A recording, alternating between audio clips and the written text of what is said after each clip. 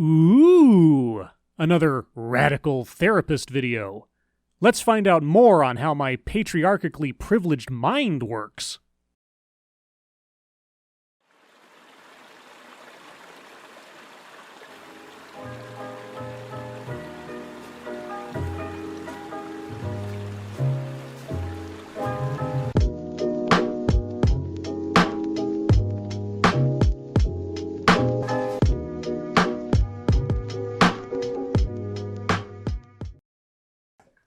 Hello everybody, I'm Dr. Chris Hoff. Thank you for joining me again. What's up, Doc? Today I want to take a look at heterosexism and how therapists and really anybody may engage in critical self-exploration on an ongoing basis in the effort of becoming LGBT affirming, getting distance from heteronormative assumptions, and then hopefully to become inspired to begin the work of dismantling heterosexual privilege. That's a lot of casting heterosexuality into a negative light. Seems a bit extreme, attributing an aspect of existence that few human beings have any conscious control over with being inherently bad and in need of remedying. How shall we all go about doing this? Today I'll be referencing the work of Drs. Christy McGeorge and Thomas Stone Carlson from North Dakota State University, who wrote a wonderful article titled Deconstructing Heterosexism, Becoming an LGBT Affirmative Heterosexual Couple and Family Therapist. It was published in the journal Family Process in January of 2011, and I will provide a link in the article below for anybody who would like to learn more. In their important article, McGeorge and Stone Carlson define central concepts relevant to heterosexism and affirmative therapy, present a three-step model for heterosexual therapists to explore the influence of heterosexism in their personal and professional lives, and provide strategies for developing LGBT affirmative practice. Aha! An academic paper this time. Seems more credible than that one book you kept pushing over and over in your last video. So let's see. The Journal of Marital and Family Therapy is a quarterly peer-reviewed academic journal. The journal has a 2014 impact factor of 2.528, ranking it 4th out of 40 journals in the category Family Studies. Sounds pretty legit. Let's take a look at the paper. Heterosexism is a term that was created as an alternative to the more common term homophobia. Aha! So when you say heterosexism, you're actually saying homophobia. Interesting manipulation of language there. Why not just say homophobia, rather than making up a new word to mean the same thing? So the paper's title should actually read Deconstructing Homophobia? Okay, moving on.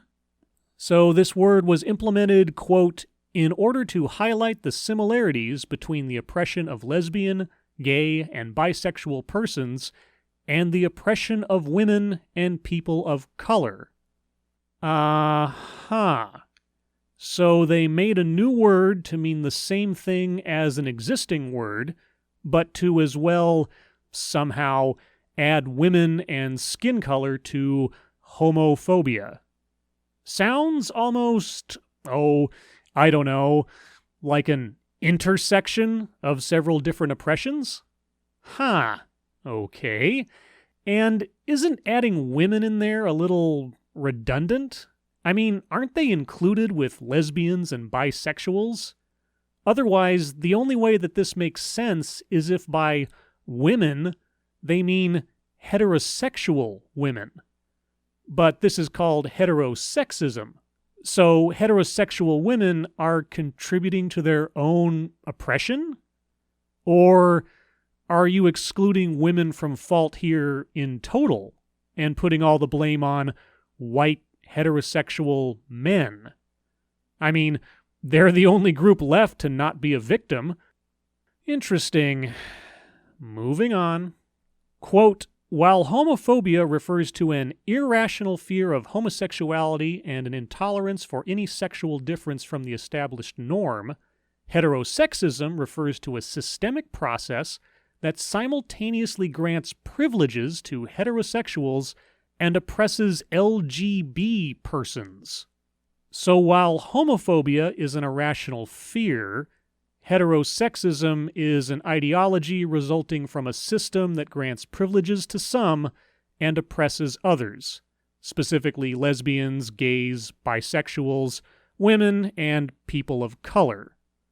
So, heterosexism is homophobia, misogyny, and white supremacy all wrapped into one, but without saying so, and instead puts the onus of these crimes entirely on heterosexuals, seemingly white male heterosexuals, regardless of individual thought or belief. Sounds very efficient. Okay, so let's check back in with Dr. Hoff. Like McGeorge and Stone Carlson, I will specifically address working with clients who are marginalized due to their sexual orientation. In doing so, it is not my intent to further marginalize transgender individuals. There is a need for a model of affirmative therapy that specifically addresses the oppression faced by transgender clients in terms of their sexual orientation and gender identity.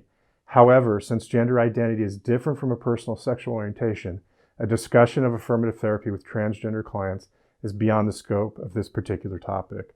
Gender identity is different from a sexual orientation, but women, as a gender, experience the same oppressions as lesbians, gays, and bisexuals under heterosexism.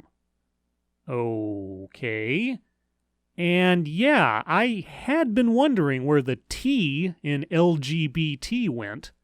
Transgender people don't fit into this equation, huh? Guess I'll just have to take your word for it. I'd also like to locate myself socially before moving forward. I am a white, heterosexual, cisgender male. Oh, social location? I already did a video on this. Well, kind of.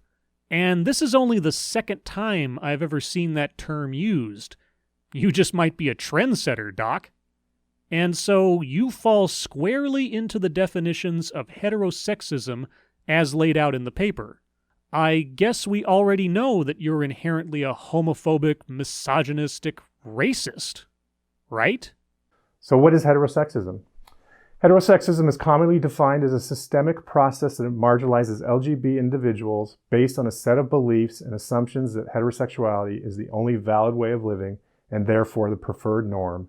You left out the parts about oppressing women et al. And people of color, Doc.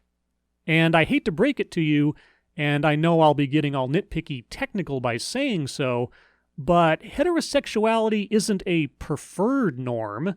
It is the norm. In Britain, the percent of the population that is heterosexual has held pretty steady at 94%. While in the US, the percentage sits in the low to mid-90s as well. But statistical norms does not a moral verdict on the majority make, Dr. Hoff. It's just reality. You and the study you cite are making assumptions on people's attitudes based solely on their sexuality. Can you see why that might be a problem? In order to understand the complex nature of heterosexism, it is helpful to divide the concept into three separate constructs. 1, heteronormative assumptions. 2, institutional heterosexism. And 3, heterosexual privilege. Well, thank goodness for specificity. I think 3 is a good number. Like a holy trilogy. So let's start with heteronormative assumptions. Heteronormative assumptions refer to automatic unconscious beliefs and expectations that reinforce heterosexuality and heterosexual relationships as the ideal norm. Unconscious. So this only happens when we're asleep? And the ideal norm. Well, if I'm a heterosexual, my ideals would tend to lean towards people of the opposite sex, right? I mean, I'm less inclined to want to make out with a man if I am heterosexual, right? Are you saying that my sexuality is a moral error? These heteronormative assumptions create a society where only heterosexual relationships are visible, and heteronormative assumptions also lead well-intentioned individuals to ignore the needs and realities of LGBT individuals and relationships. Only heterosexual relationships are visible. There are no homosexual relationships within sight in this society. The needs of lesbians, gays, and bisexual people are ignored. There are no laws, movements, or Supreme Court decisions that have explicitly benefited the LGB community. Well, okay, Doc, if you say so. For example, a common heteronormative assumption that heterosexual therapists may make is that every client who seeks therapy is in a heterosexual relationship or of a heterosexual sexual orientation. 90+% of the population, Doc. Better odds than Vegas. You might indeed make such a mistaken assumption, but it would be based on statistical likelihood. So what is institutional heterosexism?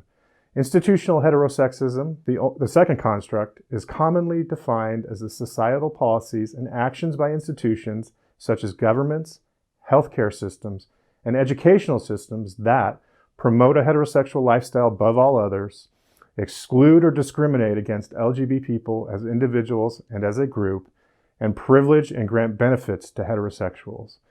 And if you think this isn't happening anymore, just pay attention to social media or the news on any given day. Interesting infographics you have there, Doc. Now, to start, I wouldn't claim that discrimination against lesbians, gays, or bisexuals does not or cannot occur.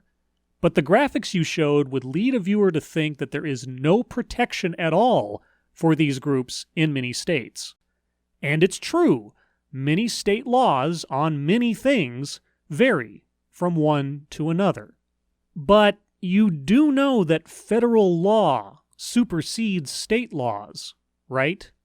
Quote, hate crimes based on sexual orientation or gender identity are also punishable by federal law under the Matthew Shepard and James Byrd Jr. Hate Crimes Prevention Act of 2009. In 2012, the U.S. Equal Employment Opportunity Commission ruled that Title VII of the Civil Rights Act of 1964 does not allow gender identity-based employment discrimination because it is a form of sex discrimination. In 2015, the U.S. Equal Employment Opportunity Commission concluded that Title VII of the Civil Rights Act of 1964 does not allow sexual orientation discrimination in employment because it is a form of sex discrimination. So, you're wrong, Doc.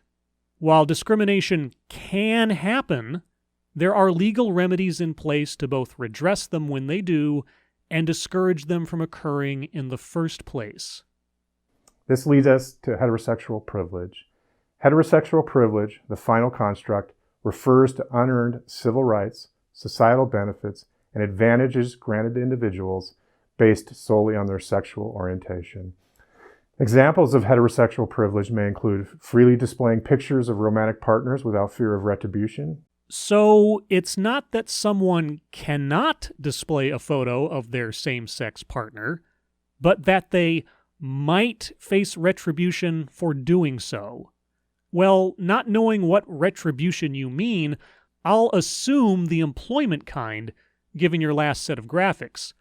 And I'll also remind you of federal law. And easily locating a therapist with your same sexual orientation. Finding a therapist with my same sexual orientation. That's a privilege, is it? Or is it just a matter of statistical reality? So how do heterosexual therapists work toward becoming more affirming? Wait, that's it? Of all the privileges that are afforded me, and you, by the way, for being heterosexual, those are the only two you care to name? Seriously? Becoming an LGBT affirming therapist involves a process of examining the ways in which heterosexism has shaped heterosexual therapists' personal and professional lives. In particular, McGeorge's and Stone Carlson's proposed three-step process involves a critical self-exploration focusing on the impact of heteronormative assumptions, heterosexual privilege, and a heterosexual sexual identity on their work with LGBT and heterosexual clients alike. Didn't you already list these earlier? It is important for heterosexual therapists to engage in this critical self-exploration on an ongoing basis, as it is not possible for heterosexual therapists to arrive at a place where they are completely free from their heteronormative assumptions and heterosexual privileges. Translation: you have to check your privilege every single day because the sin of heterosexuality is original and ongoing. You will never cleanse yourself of it. You can only beg for forgiveness. So what are the steps? Step 1, exploring heteronormative assumptions. The first step of this critical self-exploration process involves heterosexual therapists exploring the heteronormative assumptions that they hold. This involves addressing the beliefs that all people are taught since childhood about the superiority or normality of heterosexual relationships and the inferiority or abnormality of same-sex and bisexual relationships. We are all taught this, huh? You know that for a fact. Would it surprise you to know that I wasn't? At no point in my childhood was I told that loving the people you love was abnormal. Admittedly, I was not raised in a devout religious household, so I'll concede that there are millions upon millions of people who are taught these things as children. But you're not putting the blame for these notions on a belief system. You're placing it squarely on a sexual orientation that no one has any control over. Original sin. You are teaching your own belief system, Doc. Or don't you see that? This process of making the invisible visible is challenging because it requires therapists to admit that they hold less than positive beliefs about an entire group of people. However, acknowledging these heteronormative beliefs about LGBT persons is important as it increases heterosexual therapists' awareness of the influence that heterosexism has on their personal lives and clinical work. Okay, so these steps make up the penance that helps absolve you of your heterosexism, not only as a heterosexual, but as a heterosexual therapist. Got it. Step 2, exploring heterosexual privileges. The second step in this process of critical self-exploration involves acknowledging the existence of heterosexual privilege and ways that heterosexual therapists benefit from living in a heterosexist society. Therefore, in order to move toward becoming an affirming therapist, it is important for heterosexual therapists to acknowledge the heterosexual privileges that they experience on a daily basis and actively work to eliminate these unearned benefits. Benefits like displaying a picture of your partner and finding a therapist who has sex with the same kind of people you do. Got it. Finally, step 3, exploring the development of a heterosexual identity. The third step in this process of critical self-exploration for heterosexual therapists involves becoming aware of their own heterosexual identity. Damali Ayo, an anti-racism educator, suggests that the first and most important step that white individuals can take to end racism is to admit that they have a racial identity and explore how their racial identity influences every aspect of their lives. Whoa. Wait a second. An anti-racism educator is laying the responsibility of combating racism at the feet of white individuals. That they must admit that their skin color is of paramount importance to them and to the world.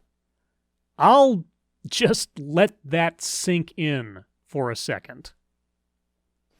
Therefore, it is important to acknowledge that becoming an LGBT affirmative therapist involves admitting having a sexual orientation.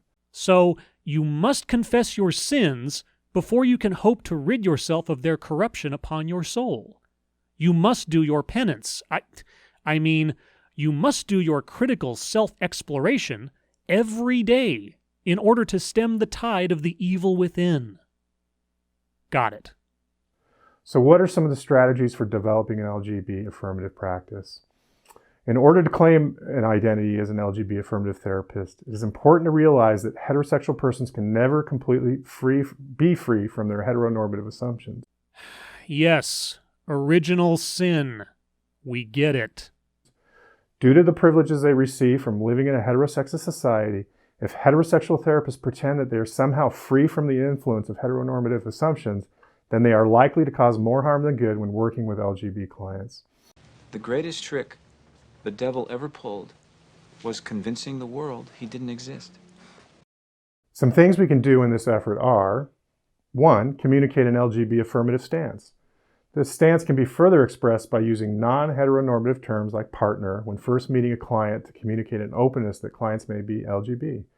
It could also be important to ask clients about the gender of their partner when clients communicate that they are in a romantic relationship, and therefore avoid assuming that all clients are partnered with members of the opposite sex. Unfortunately, I've made this mistake in my own practice more than once. Even you? More than once? We have found the witch, may we burn her? Another strategy is 2, deconstructing the influence of heterosexism on LGB clients.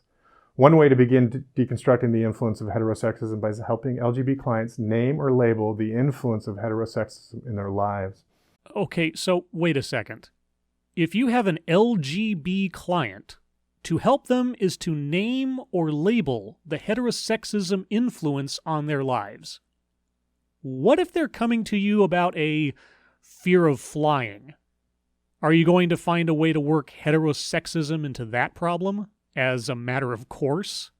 LGB clients are encouraged to shift their understanding of the problem as being exclusively related to an individual or relational pathology to a pathology that exists in the larger social structure. This is important because members of marginalized groups are often encouraged to internalize their mistreatment or discrimination as a problem that exists within themselves, for example, internalized homophobia, which renders the larger systemic processes of oppression invisible.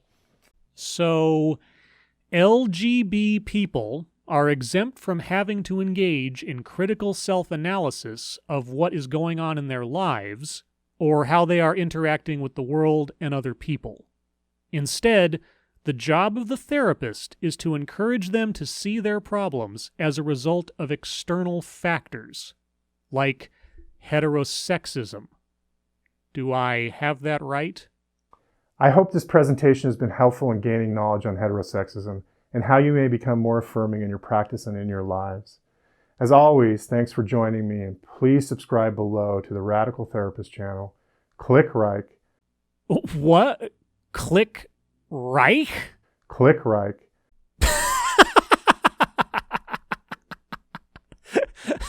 Jesus, Reich. Click like below and share this video with your friends.